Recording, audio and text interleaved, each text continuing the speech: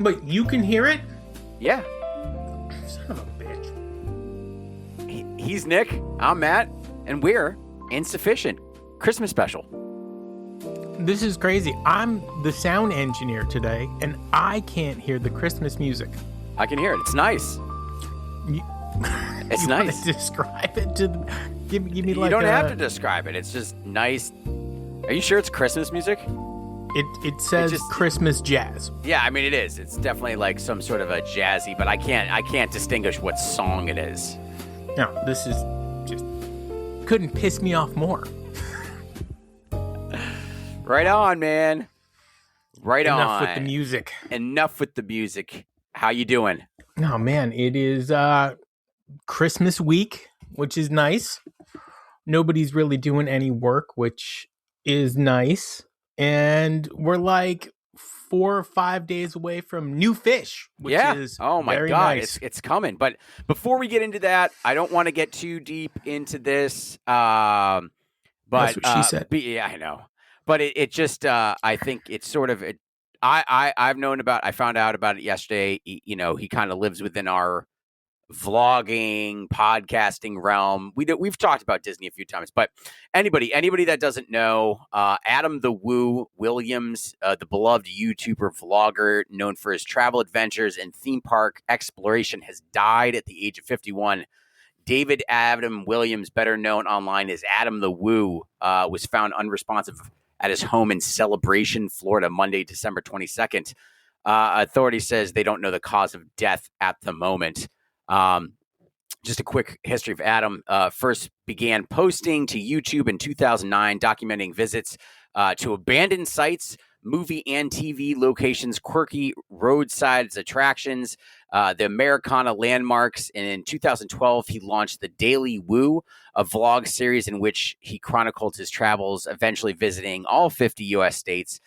He laid back responsibility, curiosity, and love of theme parks, especially Disneyland and Disney World, won him a dedicated following of hundreds of thousands of fans. Basically, in his final video uploaded just one day before his passing, Adam shared a festive tour of holiday decorations in the hometown of Celebration. So it's sad. My kids and I have been watching Adam the Woo and Justin Scard for years, and they are basically one of the first vloggers to go inside of the theme parks and do that. So they're kind of like the founders of all of that. Now everybody does it, but they were the originals to do it. It's sad. It's too bad. He was a really, really good, seemed like a really good dude.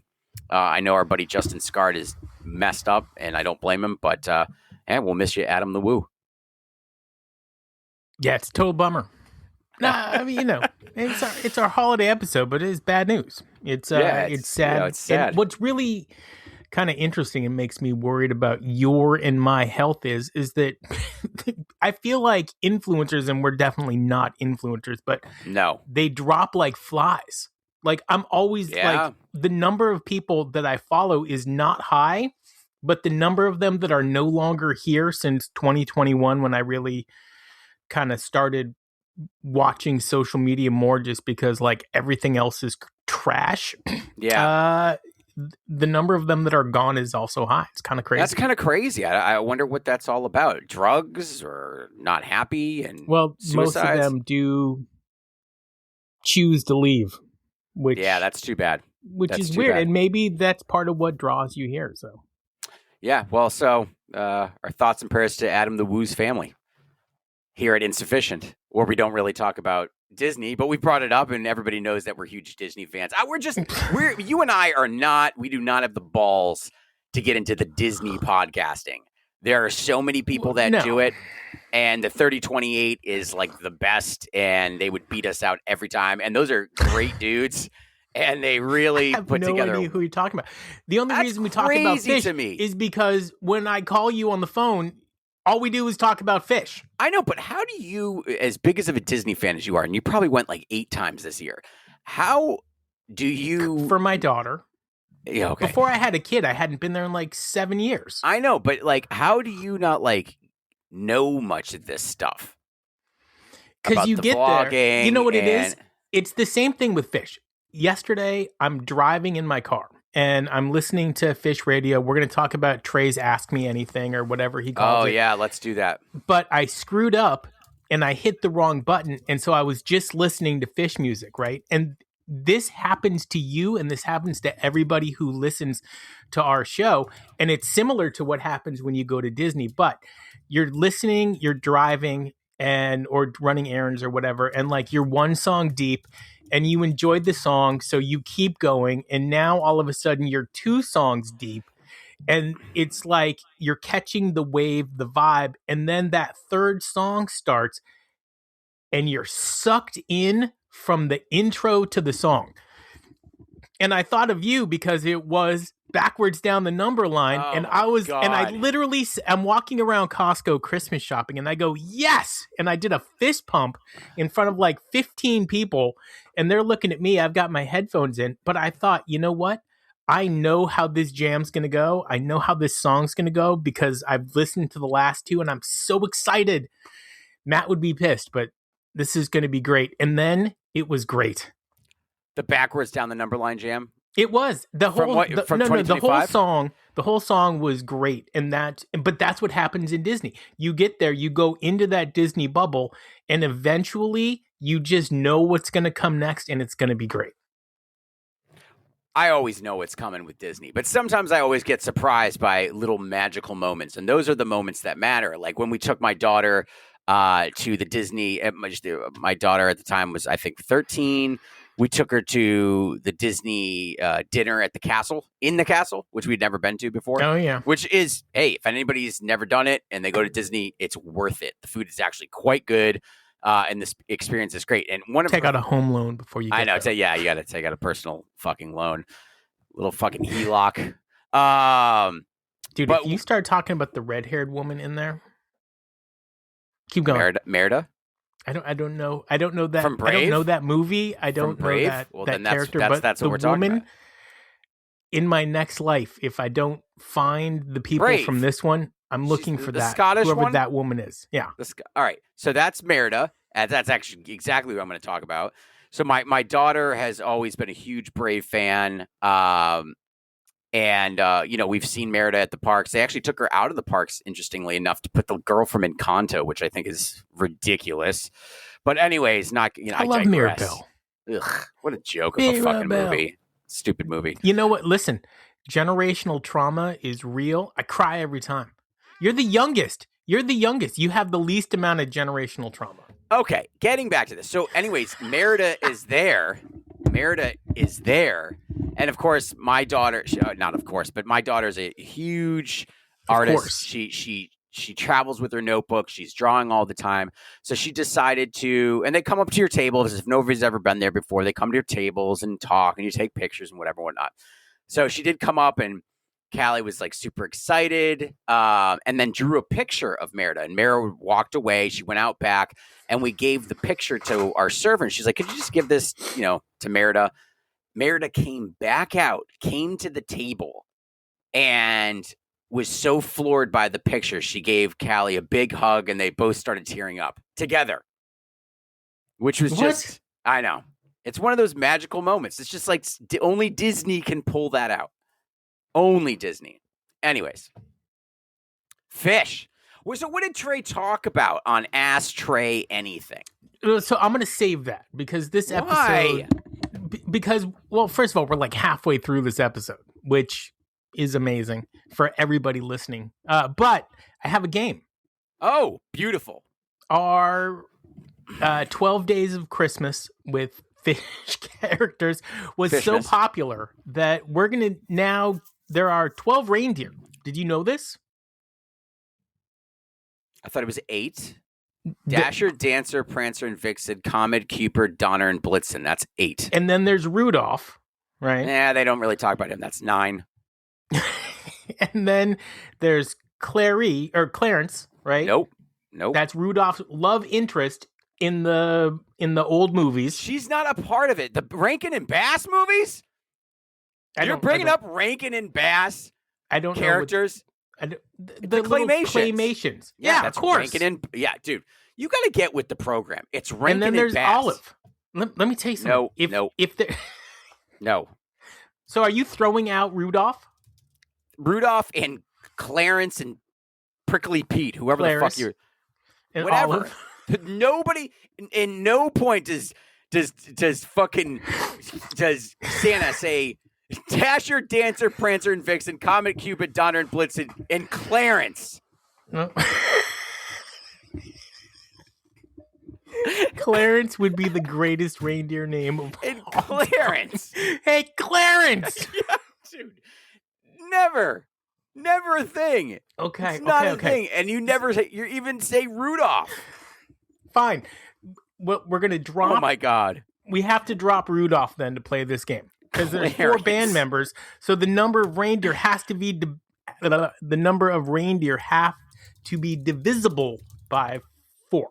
So we're going to do 8. We'll do the 8 classic ones. Okay. You get to name each band member twice. I'm not keeping notes today because I don't have anything to write with, which is ridiculous. Start with Dasher. He's the fastest.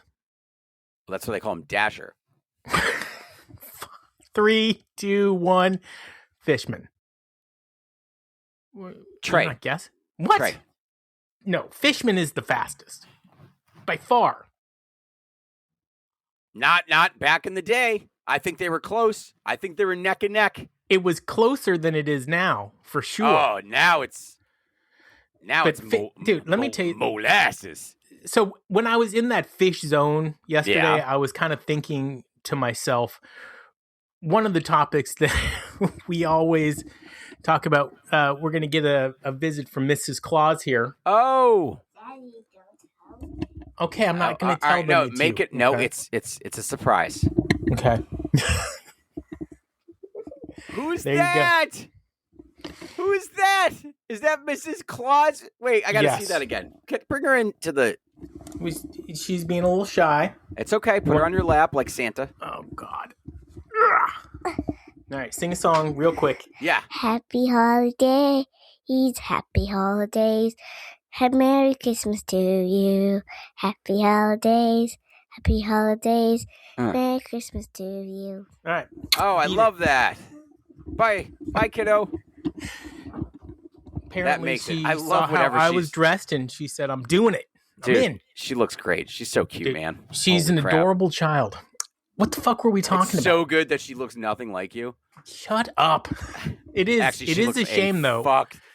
She looks. Have you ever been like, I know you've been married for a billion years, but when you were single, did you ever date somebody and then meet their parents and you're like, oh shit, she looks exactly like her dad? Yeah, and now you don't want to fuck?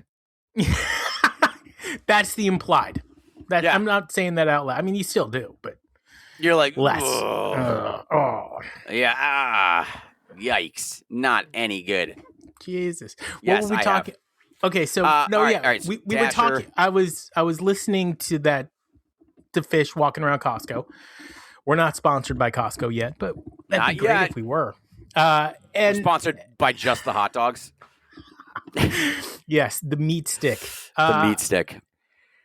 And so I was thinking one of the topics we always talk about is kind of leaving it all on the table, right? And so then the next song that came on was Rift, and it was Studio Rift. And I was thinking about that comment. Did they leave it all there? And it's close. And then I thought, who leaves the most in the tank? And it's Mike. Yes. And I mean on stage. Yeah, he withholds. You're just living off fumes. Mike is like, you never seen somebody rock so hard and look so bored is the greatest comment, I think, ever about him. Because he does. He looks so bored, and yet he's rocking so hard. I know, but then he goes and plays with other bands, and he's rocking even harder. So I don't know. It's just a Phish thing. I think he's concentrating. Next year is Dancer, known for being graceful and fun. Okay. 3, 2, 1. Paige. Trey. Yeah. See, I was thinking Paige, but then you know what? Trey's pretty graceful, and I think he's the most fun out of the band. Besides Fishman. On stage, he seems like the most fun. Yes. But at backstage, it's Paige. I don't see Paige chucking beer cans at people. He's the most fun. He's a sleeper cell. Okay, yikes. Dear number 3, Prancer.